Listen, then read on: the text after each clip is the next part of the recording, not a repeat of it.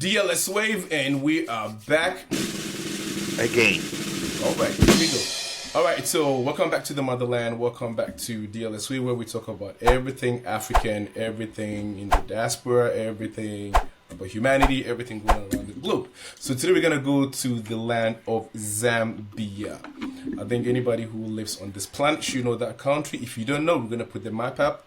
Here is Zambia. Now, the president of Zambia is making a case, which I think a lot of people do agree with. Now, he's saying that if people get rejected for applying for visas, right, especially to the EU and United Kingdom, they should be subject to refunds. Because if they get rejected, you pretty much get nothing back. This is all wrong. So there's been this brouhaha going on. People are saying, but there is a processing fee that has to be charged. You're goddamn right. So the question now is, where is the proportionality? How much should be given back as in refunds, and how much should they keep for the processing fee? So DLS, we're going to delve into it. All right, so number one, we're going to go to Ni Papate, Papafio, Ajete, Anang. So what is your take? How much do you think, I mean, this is like very subjective, but how much do you think the embassies or consulate should keep for their processing, work, and how much should be refunded in terms of percentages? 70% refund, 30%. I think 70% sounds okay. Maybe 60% should be okay, because you have to go through processes. And also, there is another thing we are not looking at. We use agents a lot, right? And they have their fees, right, on top of the application fee. So if you can get a refund from the embassy, at least it's a win-win between you and the agent, right? And then the embassy too don't lose, because yes, they need to pay their utilities and stuff. So we get that. But I think 60% is enough. I feel it gives the person the opportunity to try somewhere else again with a little money. There are other embassies around the world, like Japan and even China. You don't get your money back, or they don't even charge you until you get your visa. You understand? This is what we need. And yeah, I'm all for it, because if you globally, if you look at the number of embassies and the number of applications they reject and not getting people not getting their money back for applying for the visa, the money they are making is like it's abnormal. It's like a scam. How dare you? They know the people they will reject. So if you know, why don't you give their money back, or some percentage? And that is what I don't get. I don't know what Leo thinks, but this is my stand. At least give something back. All right, cool. So yeah, I'm gonna give you like a case study of one guy who got rejected. He was a Nigerian, and mind you, our Nigerian brothers. I'm not sure about the numbers, but it feels like they get rejected more often than not. Than as Ghanaians, for reasons of 419 scams or whatever. So this guy said he lost lots of money. One, he had to cancel meetings. He has to put a lot of things on hold, and he was told he was supposed to provide. He was rejected the first time, and he was told he was supposed to provide, proof of property, bank statement, and everything. And he said he went back, did all that, brought everything back, reapplied again, and he got denied again. So he was asking, it's like, what else do you want? Everything you asked me to bring, I literally brought everything you asked me to bring. So why did I get rejected again? And the crazy part is he got no real tangible explanation for that. That's the problem. Most people do not get any reasonable explanation for why they've been rejected, except for the part that they give you a sheet of paper that says your application has been rejected due to vague reasons. So, Mr. L, I'm sure you pretty much have a great or great insight into this, since we've spoken about this numerous times on the show. Yeah, I think that situation is not exclusive to just that person who brought it out. I think a lot of people go through it, right? because usually the embassies themselves on their website or in their requirements will state that if you have this and this and this and that, then you qualify. So why do I have all the things that you need and you still deny me? But then you don't give me any reason, any specific reason to tell me that it is because of this and that. Well, sometimes in the first denial case, they tell you the reason. But like in the guy's case, he went back, came again, and then he was denied again. So sometimes we all hear all these rumors that they have a quota. I don't know how true it is. They have a quota of how many visas they should issue and all that. But I think, for me, I think that is not fair because if you have a quota, then tell me that you have reached your quota. Wait till next Mm-hmm. month. Yeah, wait till next month. Applications are closed for this month or for the next 6 months. You don't keep quiet and let me come and apply. You deny me, but you don't refund any money. I go prepare with the rejection letter you gave me, certify all the requirements, come back a month or two later, and you deny me again. So if there's an issue, tell me to wait. Don't keep quiet about it and let me keep applying with I mean, while satisfying all the requirements, and you keep denying me. I think in that case, it's really unfair, and it's not exclusive to him. It's happened to so many. There's millions of examples. Actually, sometimes you see somebody who, even you as an ordinary person, think this person shouldn't get a visa, but they do Yeah. get a visa, and you Mm-hmm. find somebody who is well established in his own country or wherever he is. He has businesses, he has a family, he has all that. He just wants to go for a meeting or he just wants to go as a tourist. In many cases, is very genuine. But you Yeah. find such a person being denied a visa. So sometimes Oh when you my look at the goodness. dynamics of how the visas are issued, you kind of don't understand what's going on because you can see clearly this guy, I know him, he borrowed money, he submitted a fat bank statement, and he gets the visa easily. And someone who you think should actually get a visa doesn't get it. So it's not just that situation, but it also goes all the way to the way I mean, the issuance of visas sometimes it looks unfair to people who Yeah. actually deserve it. Yep. So going down the case study thing that I said, I was reading about the Nigerian guy we're discussing now. We're gonna go back to it. So there is this agency in London that does this research, and they said Mhm. applicants worldwide pay a non-refundable visa for 90 euros, which is like 100 US dollars, right? Which is Mhm. non-refundable. So Nigerians alone lost about 4.5 million euros, Damn. about $5 million last year. Now, in total, African countries lost 60 million euros, which is about $67.5 million in rejected Schengen visa fees in 2024. Now, here's where it gets very, very interesting. Now, it says the poorest countries in the world pay the richest countries in the world money for not getting visas. It says in 2023, the poorer the country of the application, the higher the rejection rate. African countries are disproportionately affected with rejection rates as high as 40 to 50% for countries like Ghana, Senegal, and Nigeria. And she says this proves an inbuilt discrimination and bias in the process. Now, Mr. Ni Ayite Ajetefi, do you think do you think there is even an inkling of discrimination and bias involved, or it's just people do not actually qualify based off of the criteria they're supposed to meet? The answer is in the pudding. Look at the numbers. Leo just mentioned that sometimes, okay, you cannot tell by looking at a person whether they are genuine or not, right? But you can tell. You have a process. You know, okay, there's a quota. I've heard that one too. There's a quota for the month and for the year, right? You know you will not refund their money. Reject them, let them take their money away. Mm-hmm. And that is why a lot of people claim a visa is a scam, right? It's an Okay. organized scam, right? And there is bias because you know those people, those countries that are mentioned. I'll take out Ghana, and Nigeria and whatever. Mm-hmm. We might be a bit poor because of bad leadership and stuff, but people that go and apply visas from those countries, some of them they want to go genuinely and return. Some we know, but where I don't get is you give a few, and then you it feels like, oh, you've rewarded them so much.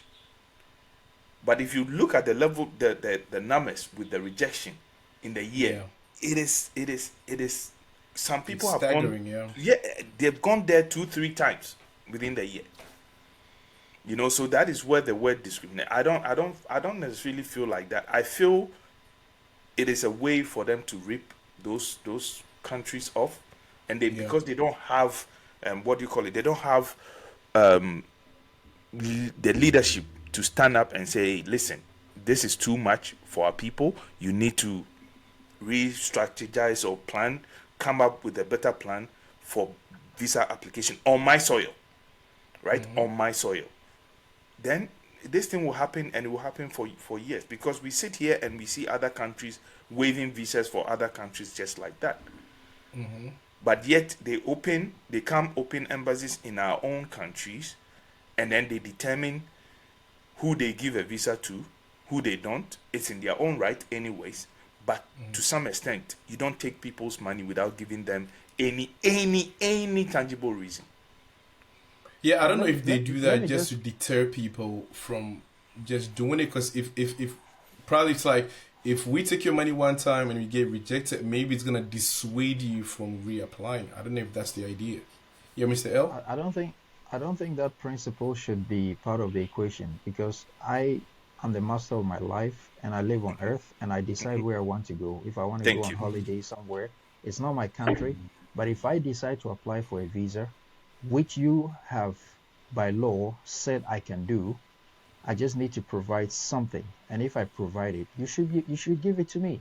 And Yeah, then but if there was. somebody, I'm gonna play Mhm. So, devil's so advocate. no, no. Sorry to What cut what you is off. the moral No, but ground? hold Yeah, What on. what what is the moral ground that they stand on and say, okay, But that's what I'm saying. with all the documents, I'm coming for a Yeah. second. With all the documents that you claim I should provide, I've provided it. You cross-check most of those documents. I'm not saying all. Most of those documents sometimes comes out true, but they still reject you.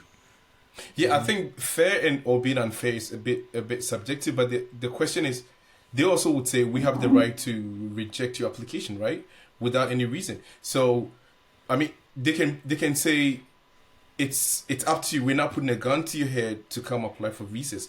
You wanted to go. You knew what the policy clearly is, that your visa application fee is non-refundable. It's not like you were unaware applying for the visa, right? You knew about it and you decided to come forward and do it. So why are you fussing now? actually, let me Because let there me are go no back to guarantees, right? I'm just trying to play yeah. the devil's advocate. You know what I mean? Yeah, let me go back to this. So, especially for I'm not sure if I don't know much about the UK, but I know for the European Union, actually the embassies don't accept the applications themselves. The consular offices, they have this global company called VHS. It is VHS that acts as an agency for, I think, all European Union embassies. So what you apply to them and they submit to the consulate. I think that's how it works in I almost think every there's one in country. Shanghai, right? Yes, There's one in almost Shanghai. every place that's what they do, even in Ghana, everywhere. So VHS acts as kind of like an intermediary. So they receive the documents, make sure that all your things are in order, and they submit to the consular office. So you don't even come in contact with the embassy staff. So if with a visa fee, if like we're saying, if they want to take an administrative fee, I can understand that maybe some of that money, of course, they have to pay the VHS, and they don't, no, VFS, I think it's VFS. So they have to pay, VFS has to get their fee, and then the how do you call it, the embassy itself has to also take some administrative fee. So in terms of how much money they should take, I'm just backtracking a bit, but I think it's fair that they take some money from your application, whether they issue you the visa That's what I'm saying. Also, on a or they should global not. scale, I think almost all countries, embassies and consulates have to apply the same thing. Mm-hmm. If you ask me personally, I feel like the refund system might be a bit difficult to do. I mean, considering the amount of people that apply for visas every day. So I think it just has to be reduced, and it should be as cheap as possible. I think that's the only way I can put it.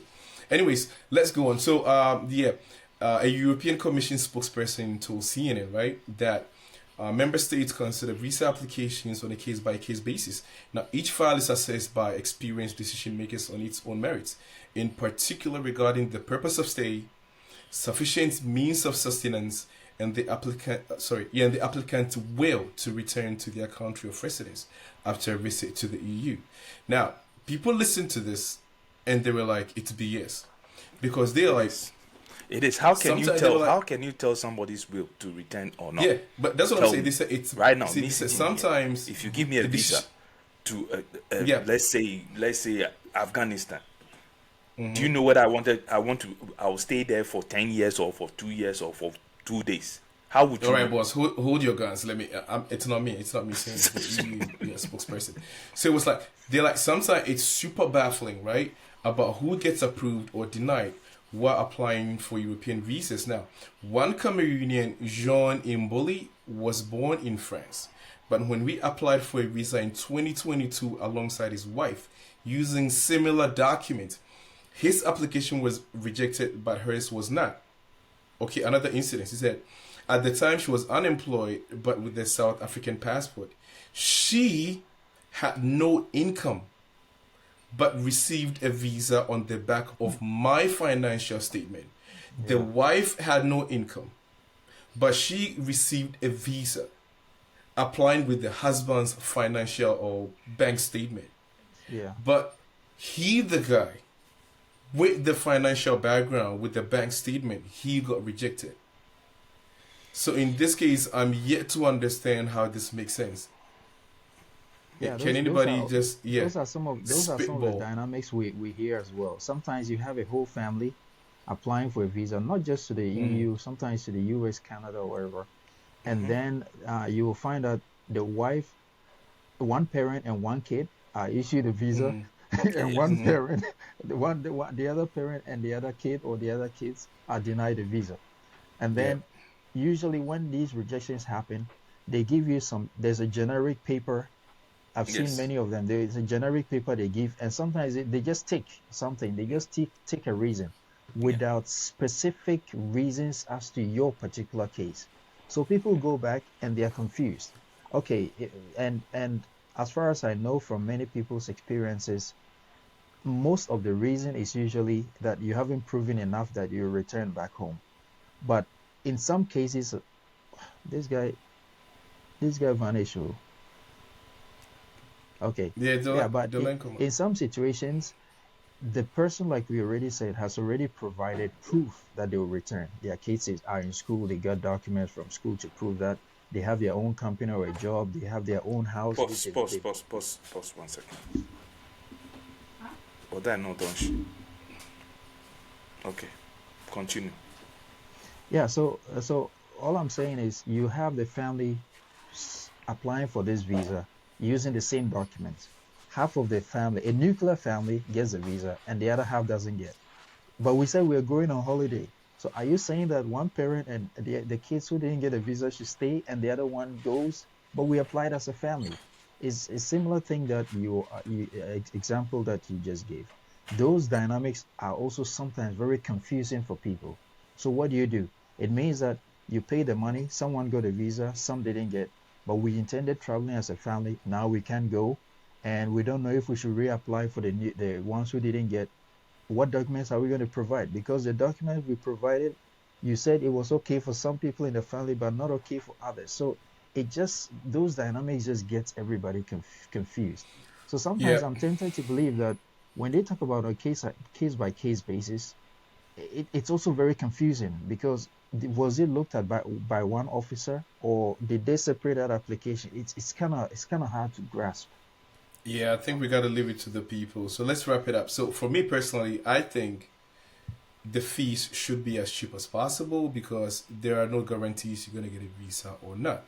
Because even if it's cheaper, right, once you get the visa, what do? You're going to buy tickets, you're going to make arrangements, so you're still going to spend money in that country you're traveling to.